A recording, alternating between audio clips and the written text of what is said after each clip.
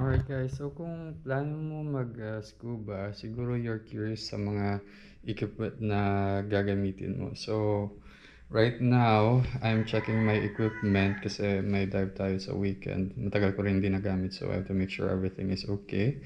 So, this is also an opportunity for me na ipakita sa inyo yung mga equipment na gagamitin nyo and kung ano yung mga purpose nila para at least pagdating nyo dun, you know what they are for already.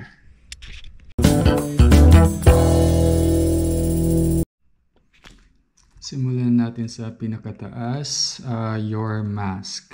Okay, some people call this goggles, pero ang tawag talaga dito is mask. Pag goggles kasi yung mata lang, this one covers the nose as well. So, one mistake na nakikita ko, and I also did this before nung bagong diver pa lang ako, is sobra kong tinatighten this one here. Masyado kong tinatighten. Natatakot kasi ako na mapasukan ng tubig sa loob. Pero kasi kapag tinighten mo siya, number one, masakit siya sa mukha, lalo na pag maka-experience ka ng mask squeeze pagpunta mo sa ilalim. Pangalawa, kapag tinatighten mo siya, eto sa face mo, yung rubber na to, medyo gumaganyan kasi sobrang tight, so mas lalong pumapasok sa tubig. So, dapat ang setup nito is not too tight, kahit snug lang, kasi parang magsasuction naman to sa loob once you put this on. So, hindi to basta-basta matatanggal even if hindi to masyadong tight dito. And huwag kayong matakot na mapasukan ng tubig yung mask nyo kasi tuturuan naman kayo kung paano magtanggal ng tubig sa loob. Okay? So, ang next naman po natin is what we call the regulator. So, ito yung nakakonekta sa tangke, sa air tank. So, it looks intimidating, maraming parts, pero isa-isahin natin to. The regulator is composed of 3 components. This one is called the first stage. These ones are called the second stage.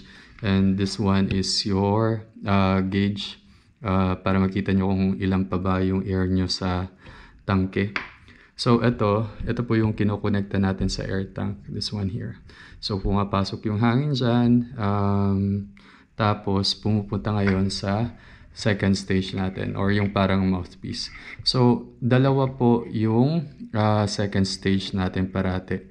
Your primary, which for me is this black one, and yung octo or yung extra. Now, bakit dalawa ang dalawa ang second stage natin?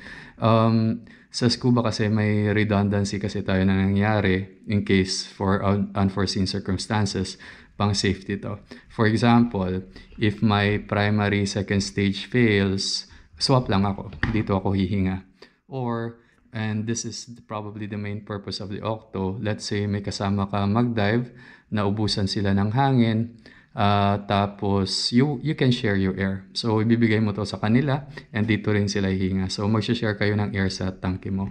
And this one, I don't think we need to explain this. Dito mo lang makikita kung ilan na lang yung natitira mong air. Yung next one naman natin is yung sinusuot na natin sa upper trunk natin sa may chest. So, ito yung parang vest na sinusuot natin. Of course, on top of the wetsuit. Ang tawag po dito ay Buoyancy Compensator Device or BCD. Now, ano ang purpose ng BCD? This connects everything. Flip natin sa likod. So, dito sa likod, kita. Ayan. Dito sa likod, dito ina-attach yung tangke. And then, yung regulator din, ina-attach natin dito.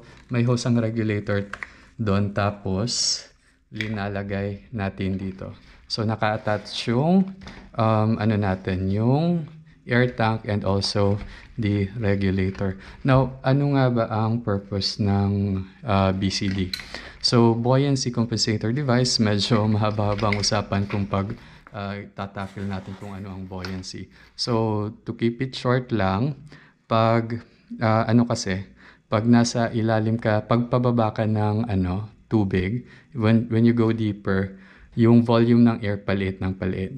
So meaning, yung air mo sa mga suot mo, sa lungs mo is lumiliit, kumukonti. And therefore, mas lalo kang nagsisink. Okay? That's called negative buoyancy. Now, if you have too much air naman, too much air on you, either on you or your equipment, tumataas ka. Now, ang goal ng isang scuba diver is to maintain neutral buoyancy underwater. Meaning, hindi ka bumababa, hindi ka tumataas. Medyo mahirap to gawin, and even now that advanced scuba diver na ako, it's still a skill that we try to practice. Mahirap po talaga siya gawin. Now, yan ang gamit ng BCD na to. So, since connected siya sa sa regulator natin, connected din to sa air tank. So, yung hose na pinupunta dito from the regulator supplies air from the tank to the regulator to this BCD. Tapos, lumolobo to. Okay? So, nagkakaroon to ng air sa loob. Bakit kailangan natin maglagay ng air? Kasi para pagdating natin sa ilalim, pag mababa na, kung masyado tayong nagsisink, then we can just add air, making us a little bit more buoyant or achieving that neutral buoyancy para balance tayo. Ganun din, kung masyado tayong maraming air, then we can also release air on this one here. Okay, press mo lang to and magre-release ng air. Itong pula naman ang pagdagdag ng air. So, yun talaga ang main purpose ng BCD natin. And there are many types of BCD. Ang sa akin ngayon is called or is a back inflate type BCD, meaning yung lahat ng air ko nasa likod. So usually sa mga dive resorts, ang pinapagamit nila sa mga nag-intro diving or discovery diving are jacket type BCD. So ito, back inflate, yung jacket type, mukha rin siyang ganito. Pero ito kasi dito sa parang waist strap niya sa mga jacket type, nalalagyan din yan ng air. Kasama yan, hindi lang sa likod. Ito, yung waist ko na to, hindi yan lagyan ng air. Laglagyan yan ng weight pockets ko. So, yeah, that's another thing. Maglalagyan din kayo ng mga tingga, pampabigat. Kasi sa una, kung nasa ibabaw kayo, masyado kayong buoyant masyado tayong buoyant. So, mahirapan tayo mag-sink. To compensate for that, maglalagay tayo ng tingga para mas mabilis tayo umilalim. And pag nasa ilalim na, dagdag lang tayo ng air para hindi tayo dire-diretso mag-sink. Now, eto, weight pocket na to. So, dito ko linalagay yung tingga.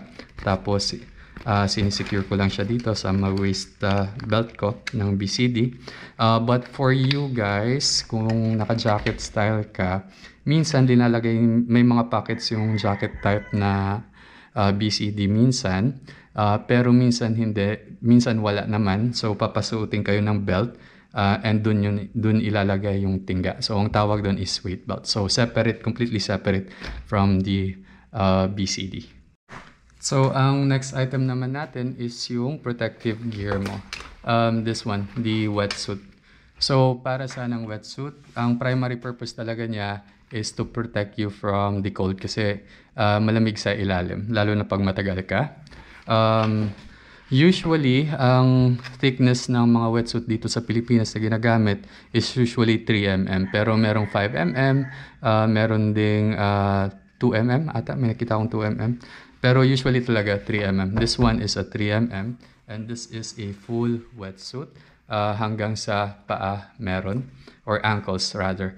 Now, in some scuba resorts, yung minsan full wetsuit or madalas full wetsuit yung binibigay nila sa mga nagtra-try or nag-intro diving. Pero may mga wetsuit din na hanggang sa knees mo lang. Okay? So, again, ang primary purpose nito is to protect you from the cold. Pero, this can also protect you from harm sa tubig. For example, maraming jellyfish, this helps protect you. And also, lalo na bagong diver ka, hindi mo kontrolado yung buoyancy mo. So, baka mamaya bumangga ka sa mga corals, bumangga ka sa anemone na makate kung malagay sa skin mo. So, the wetsuit also helps you with that. Okay? Yes, you can dive ng walang wetsuit. pwede naman yun. Minsan ginagawa ko yun. Pero as someone na itry mo for the first time, para sa akin magsuot ka ng wetsuit kasi baka mamaya masugatan ka, may masagi kang makate. Protection mo na rin yun. So sa fins naman, I have here two types of fins, an open heel and a full foot fin. So ano ang pagkakaiba nila? This one, open heel. So ang gagawin lang dito is that madali lang ito isuot. So lagay mo yung paa mo dito. Baba natin ito muna. So, shoot ka ng paa dito and then secure mo lang with this parang rubber band. Okay? And your foot will be secured. Majority ng mga scuba diving fins, ganito ang setup sa paa. Pero there are fins naman na closed foot or full foot fins. Ito ibig sabihin nun. Ibig sabihin nun, wala kang ganito, straight mo lang yung paa mo dito. Okay? Now, ano ang advantage and disadvantage ng dalawa? Kung ako tatanungin, I prefer this one kasi this one will require you to wear a diving shoe din. Kailangan mo ng diving shoes para masuot to. And mas madali siya tanggalin. And also kapag nagre-reef dive kami shore dive, meaning hindi sa barko, so kailangan namin maglakad sa shore. Mas convenient kung may kung may boots ka kasi otherwise masakit yan sa paa. Ang closed foot fin, advantage niya is also wala kang shoes, less weight, mas streamline siya. So mas favorable to sa mga freediver or snorkelers. Okay? And mas magaan siya. Pero for scuba divers, majority are open heel. Pero pwede rin naman gamitin to, yung full foot na fins natin. So, yun lang guys, lahat ng basic na scuba diving equipment as someone na magtra-try pa lang sa intro. So, yun pa lang yung may expose kayo.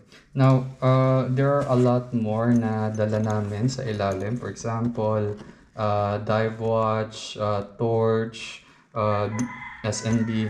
Marami pa kaming dinadala. Pero as someone na magtra-try lang, like you, yun lang ang gagamitin mo. Okay? And don't worry, lahat po yan kasama sa ibabayad nyo sa intro diving. You don't have to bring anything. Ideally lang, I would suggest magdala lang kayo ng rash guard para hindi diretso likod sa inyo yung wetsuit. So, dala lang kayo ng rash guard for extra protection as well. So, yun lang. I'll go ahead and start packing up para malagay ko na to sa sasakyan. And yeah, I will see you on the next video. Hopefully on the next video, pag-usapan naman natin yung mga skills na ituturo sa inyo on your intro diving. So, until we meet again, see you guys. Take care. Bye-bye.